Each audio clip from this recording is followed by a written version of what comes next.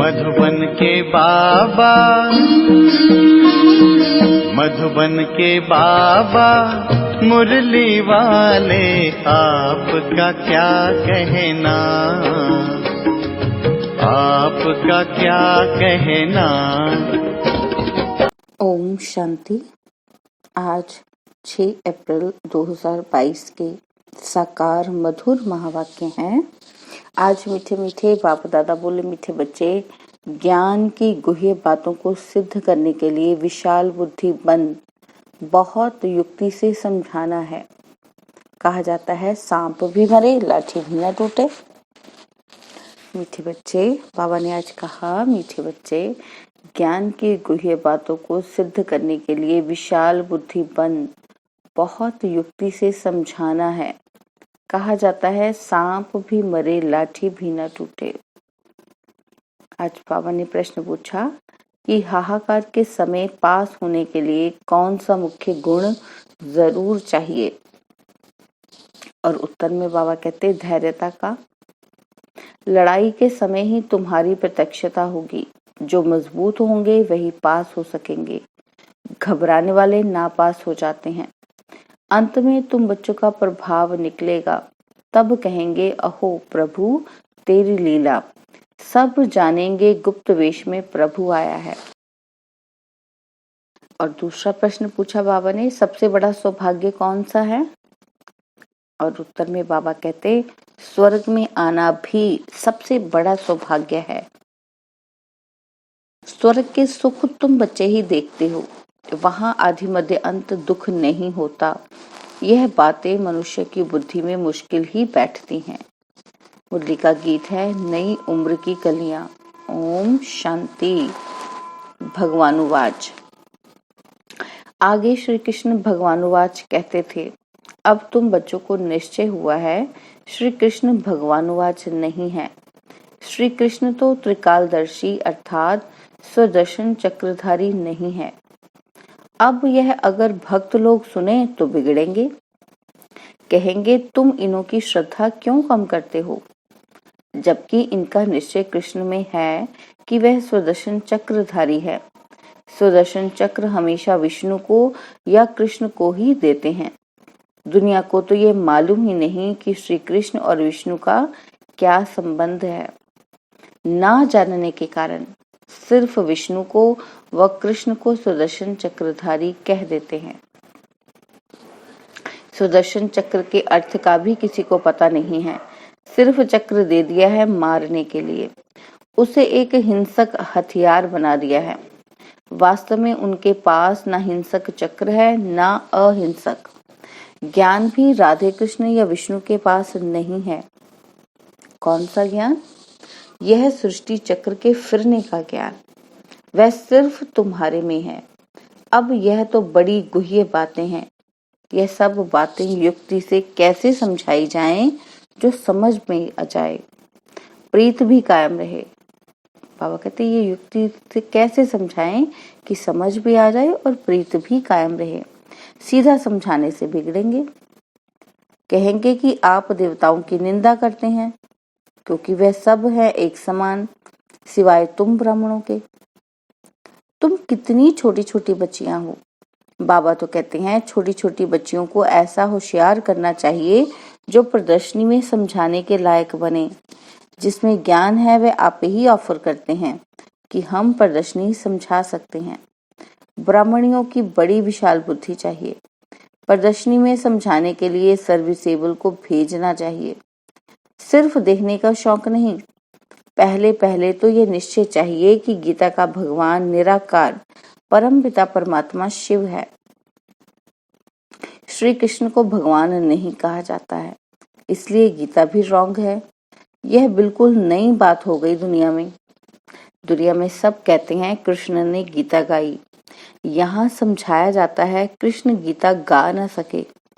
जो मोर मुकुटधारी है, डबल सिरताज है, वह सिंगल ताज सूर्यवंशी, चंद्रवंशी व वैश्य, शूद्रवंशी कोई भी गीता की नॉलेज को नहीं जानते। वह नॉलेज भगवान ने ही सुनाए भारत को स्वर्ग बनाया था। तो दुनिया में सच्चा गीता का ज्ञान आए कहाँ से? यह सब भक्ति की लाइन में आ जाते हैं। वेद शास्त्र आदि पढ़ते पढ़ते नतीजा क्या हुआ? गिरते ही आए हैं, कलाएं कम होती ही गई हैं। भल कितनी भी घोर तपस्या करे, सिर काट कर रखें, कुछ भी फायदा हो न सके। हर एक मनुष्य मात्र को तमो प्रधान जरूर बनना है। उसमें भी खास भारतवासी देवी देवता धर्म वाले ही सबसे नीचे गिरे हुए हैं। पहले सबसे सतो प्रधान थे, अब तमो प्रधान बन गए हैं। जो बिल्कुल ऊंच पैराडाइज के मालिक थे, वह अब नरक के मालिक बन गए हैं। तुम बच्चों की बुद्धि में ये रहना चाहिए कि शरीर पुरानी जुत्ती है जिससे हम पढ़ रहे हैं। देवी देवता धर्म वालों की सबसे जास्ती पुरानी जुत्ती है। भारत शिवालय था, देवताओं का राज्य था, हीरे जवाहरों के महल थे। अब तो वैश्यालय में असुर विकारियों का राज्य है। ड्रामा अनुसार फिर इनको वैश्यालय से शिवालय बनना ही है। बाप समझाते हैं सबसे जास्ती भारतवासी ही गिरे हैं। आधा कल्प तुम ही विषय विकारी थे। अजामिल जैसी पाप आत्मा भी भारत में ही थे। सबसे बड़ा पाप है विकार में जाना। देवताएं जो संपूर्ण निर्विकारी थे, वह अब विकारी बने हैं, गोरे से सांवरे बने हैं, सबसे ऊंच ही सबसे नीच बने हैं। बाप कहते हैं जब संपूर्ण तमो प्रधान बन जाते हैं, तब उन्हों को मैं आकर संपूर्ण सतो प्रधान बनाता हूँ। अभी तो कोई को संपूर्ण निर्विकारी कह ना सके, बहुत फर्क है। भल करके ये जन्म कुछ अच्छा है, आगे का जन्म तो अजामिल जैसा होना चाहिए। बाप कहते हैं मैं पतित दुनिया और पतित शरीर में ही प्रवेश करता हूँ, जो पूरे 84 जन्म भोग तमो प्रधान बने हैं। भल इस समय अच्छे घर में जन्म है, क्योंकि फिर भी बाबा का रथ बनना है। ड्रामा भी कायदे से बना हुआ है, इसलिए साधारण रथ को पकड़ा है। यह भी समझने की बातें हैं। तुम बच्चों को सर्विस का बहुत शौक चाहिए। बाबा को देखो कितना शौक है। बाप तो पतित पावन है, सर्व का अविनाशी सर्जन है। तुमको कैसे अच्छी दवाई देते हैं। कहते हैं मुझे याद करने से तुम कब रोगी नहीं बनेंगे। तुमको कोई दवा दरमल नहीं करनी पड़ेगी। यह श्रीमत है ना कि कोई गुरु मंत्र आदि है। बाप कहते हैं मुझे याद करने से तुम्हारे विकर्म विनाश होंगे, फिर माया का विघ्न नहीं आएगा। तुम महावीर कहलाएंगे। स्कूल में रिजल्ट पिछाड़ी को ही निकलती है, यह भी अंत में मालूम पड़ेगा। जब लड़ाई शुरू होती है, तब तुम्हारी भी प्रत्यक्षता होती है। देखेंगे तुम कितने निडर निर्भय बने हो। बाप भी निर्भय है ना। कितना भी हाहाकार मच जाए, धैर्यता से समझाना है कि हमें तो जाना ही है। चलो तो हम चलें अपने मंजिल माउंट आबू, बाबा के पास। घबराना नहीं है, घबराने में भी नापास हो जाते हैं। इतना मजबूत बनना है। पहले पहले आफतें आएंगी फैमिन की, बाहर से अनाज आ नहीं सकेगा, मारामारी हो जाएगी। उस समय कितना निडर बनना पड़े। लड़ाई में कितने पहलवान होते हैं। कहते हैं मरना और मारना है, जान का भी डर नहीं है। भल उनको यह भी ज्ञान नहीं है कि शरीर छोड़ दूसरा लेंगे। उनको तो सर्विस करनी है। वो लोग सिखाते हैं बोलो गुरु नानक की जय, हनुमान की जय। तुम्हारी शिक्षा है शिव बाबा को याद करो। वह नौकरी तो करनी ही है अथवा देश सेवा तो करनी ही है। जैसे तुम शिव बाबा को याद करते हो, इस प्रकार कोई भी याद नहीं करते हैं। शिव के भक्त तो ढेर हैं, परंतु तुमको डायरेक्शन मिलते हैं शिव बाबा को याद करो। वापिस जाना है, फिर स्वर्ग में आना है। अब सूर्यवंशी चंद्रवंशी दोनों ही राज्य स्थापन हो रहे हैं। ये ज्ञान सबको मिलेगा। जो प्रजा बनने लायक होगा वह उतना ही समझेगा। अंत में तुम्हारा बहुत प्रभाव निकलेगा। तब तो कहेंगे अहो प्रभु तेरी लीला। जानेंगे कि प्रभु गुप्त वेश में आया है। कोई कहे परमात्मा का व आत्मा का साक्षात्कार हो परंतु साक्षात्कार से कोई फायदा नहीं है। समझो सिर्फ लाइट चिंगारी देखी, परंतु समझेंगे कुछ भी नहीं कि ये कौन है, किसकी आत्मा है, वह परमात्मा है। देवताओं के साक्षात्कार में फिर भी बाबा कहते फिर भी कुछ भव का होता है, खुशी होती है। यहाँ तो यह भी नहीं जानते कि परमात्मा का रूप क्या है। जितनी पिछाड़ी होती जाएगी तो बाबा बुद्धि का ताला खोलता जाएगा। स्वर्ग में आना यह भी सौभाग्य है। स्वर्ग के सुख और कोई देख ना सके। स्वर्ग में यथा राजा तथा प्रजा रहते हैं। अब न्यू दिल्ली नाम रखा है, परंतु न्यू भारत कब था, यह तो पुराना भारत है। नए भारत में सिर्फ देवता धर्म था, बिल्कुल थोड़े थे, अब तो बहुत हैं। कितना रात दिन का फर्क है, अखबार में भी समझा सकते हैं। तुम न्यू दिल्ली न्यू भारत कहते हो, परंतु नव भारत न्यू दिल्ली तो नई दुनिया में होगी, वह तो पैराडाइज होगा, तो तुम कैसे बना सकते हो। यहाँ तो अनेक धर्म हैं और वहाँ एक ही धर्म है। ये सारी समझने की बातें हैं। हम सब मूल वतन से आए हैं। हम सब आत्माएं ज्योतिर्बिंदु स्टार मिसल हैं। जैसे स्टार आकाश में खड़े हैं, कोई गिरते भी नहीं हैं, ऐसे हम आत्माएं ब्रह्मांड में रहती हैं।